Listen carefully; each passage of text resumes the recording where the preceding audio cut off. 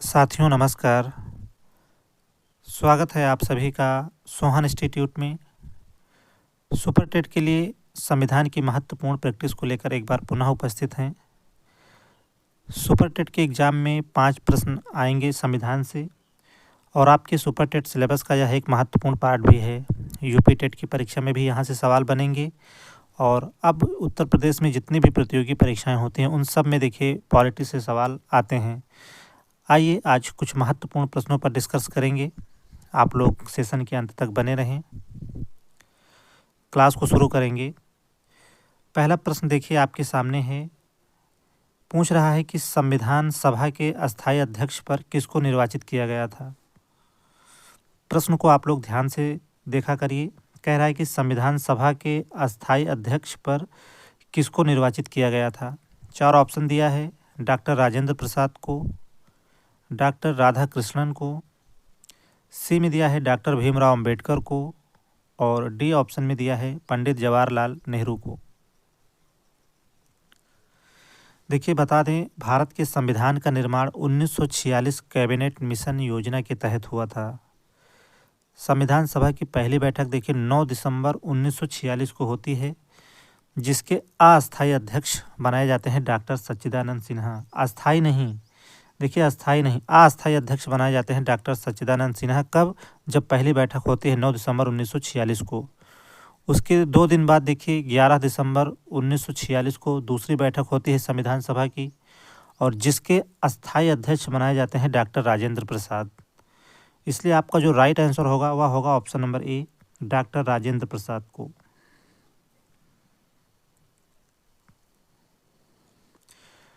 दूसरे क्वेश्चन के क्रम में आगे बढ़ेंगे।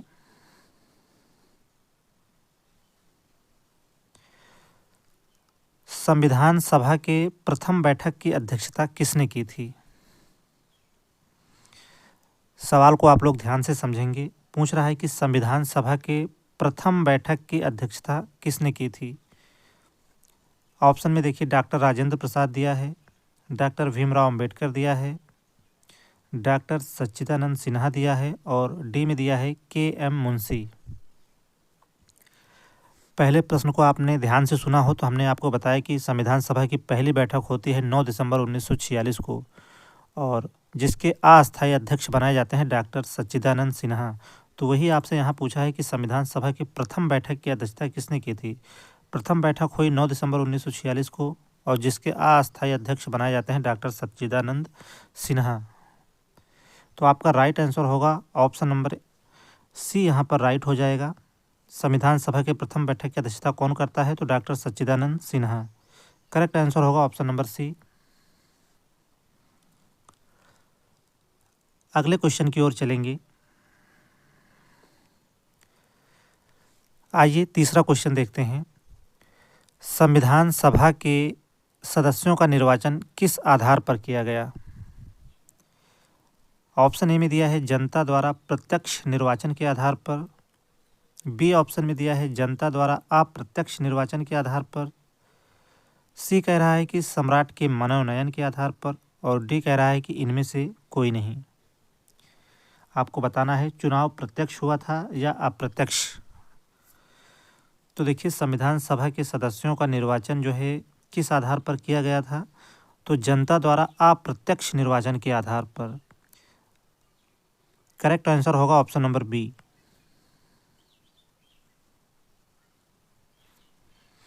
आइए अगले क्वेश्चन पर चलेंगे।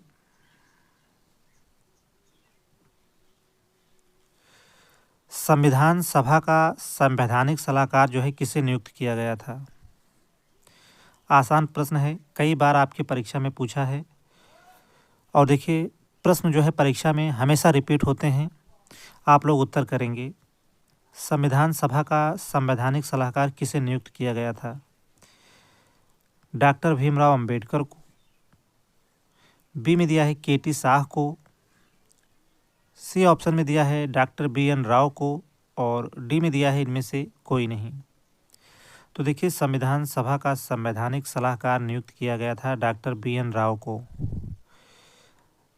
करेक्ट आंसर होगा ऑप्शन नंबर सी। अगले क्वेश्चन के क्रम में आगे बढ़ेंगे।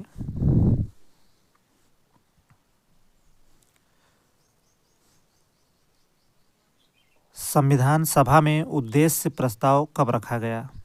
यह भी प्रश्न देखिए बहुत ही शानदार है। पूछा है संविधान सभा में उद्देश्य प्रस्ताव कब रखा गया? ऑप्शन ए में दिया है 13 दिसंबर 1946 को, बी में दिया है 19 दिसंबर 1946 को, सी में दिया है 29 दिसंबर 1946 को और डी में दिया है 3 दिसंबर 1946 को। अब देखिए उद्देश्य प्रस्ताव क्या होता है। आपने पढ़ा होगा कि हम भारत के लोग भारत को संपूर्ण प्रभुत्व संपन्न समाजवादी पंथ निरपेक्ष लोकतंत्रात्मक गणराज्य बनाते हैं, न तो इसी को हम जो है उद्देश्य प्रस्ताव के नाम से जानते हैं। और संविधान सभा की तीसरी बैठक जो है 13 दिसंबर 1946 को होती है। पहली बैठक 9 दिसंबर 1946 को, दूसरी 11 दिसंबर 1946 को और तीसरी बैठक होती है 13 दिसंबर 1946 को, जिसमें उद्देश्य प्रस्ताव को लाया गया। और उद्देश्य प्रस्ताव कौन लेकर आया था? तो उद्देश्य प्रस्ताव कौन लेकर आया था? तो पंडित जवाहरलाल नेहरू। तो संविधान सभा में उद्देश्य प्रस्ताव कब रखा गया? तो आपका करेक्ट आंसर होगा 13 दिसंबर 1946 को, तीसरी बैठक में। ए राइट आंसर होगा।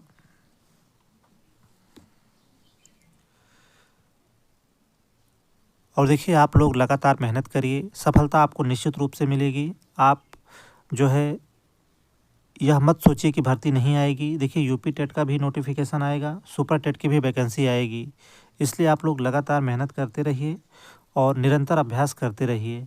ऐसा थोड़ी है कि भर्ती नहीं आएगी या यूपी टेट नहीं होगा, ऐसा नहीं है। समय भले ही लगे लेकिन परीक्षाएं दोनों ही होंगी। आइए अगला क्वेश्चन देखेंगे।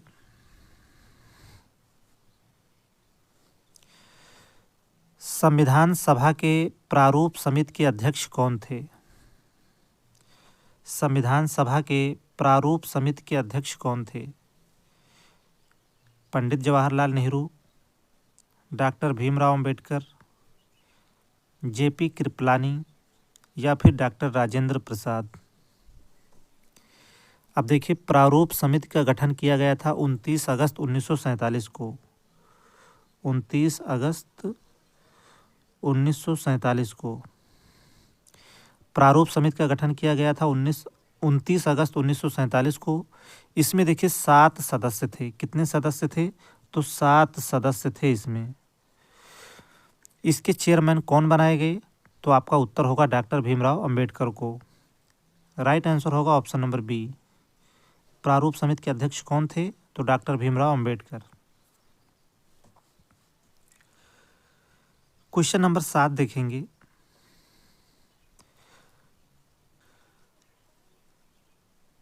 राष्ट्रीय ध्वज को संविधान सभा ने कब स्वीकार किया था?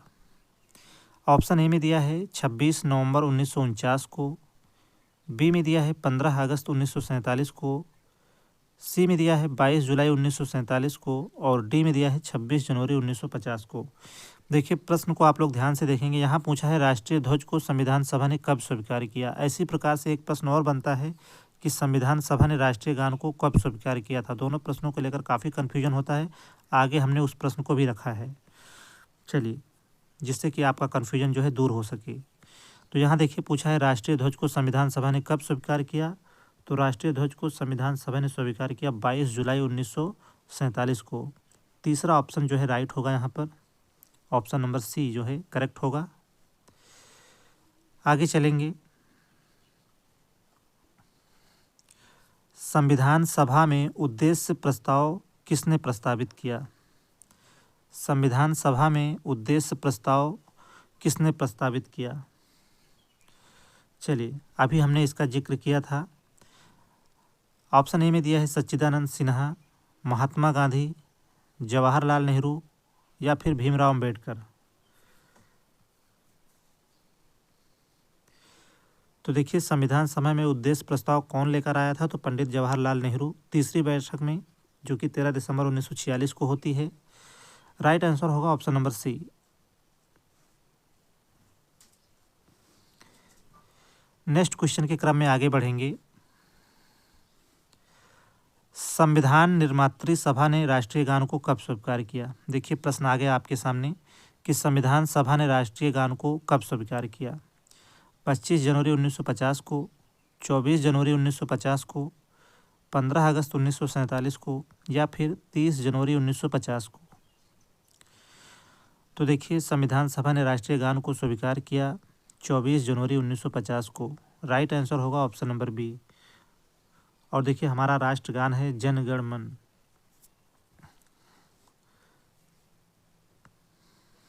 प्रश्न नंबर 10 पर चलेंगे।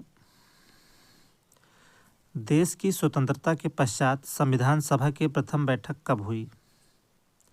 देश की स्वतंत्रता के पश्चात संविधान सभा की प्रथम बैठक कब हुई? ऑप्शन ए में दिया है 8 अगस्त 1948 को, बी कह रहा है 16 अगस्त 1947 को, सी में दिया है 13 अक्टूबर 1947 को और डी में दिया है 24 सितंबर 1947 को।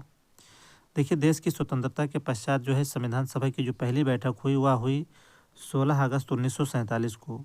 दूसरा ऑप्शन जो है राइट होगा, ऑप्शन नंबर बी जो है करेक्ट हो जाएगा यहाँ पर।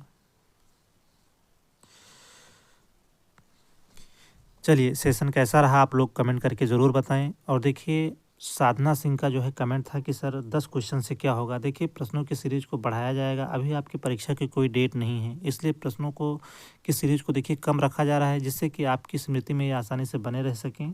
और आप लोग लगातार मेहनत करिए, प्ले लिस्ट में बहुत सारी प्रैक्टिस सेट मौजूद हैं, वहाँ से जाकर रिवाइज़ करिए। और देखिए आप अगर देखेंगे तो बहुत सारे ऐसे प्रैक्टिस सेट हैं जो कि लगभग 50-50 प्रैक्टिस सेट जो है प्ले लिस्ट में मौजूद हैं। आप रिवाइज़ करिए, मेहनत करिए, समय आने दीजिए, क्वेश्चनों की सीरीज़ को देखिए बढ़ाया जाएगा। आप लोग निराश मत हों और अपनी संख्या भी आप लोग ज़रूर बढ़ाएं। और जो साथी हमारे नए हैं चैनल पर, चैनल को सब्सक्राइब करें और ज़्यादा से ज़्यादा आप सभी क्लास को अपने दोस्तों में ज़रूर शेयर करें। आज के लिए सिर्फ इतना ही। क्लास में लगातार बने रहने के लिए आप सभी मित्रों का बहुत बहुत धन्यवाद।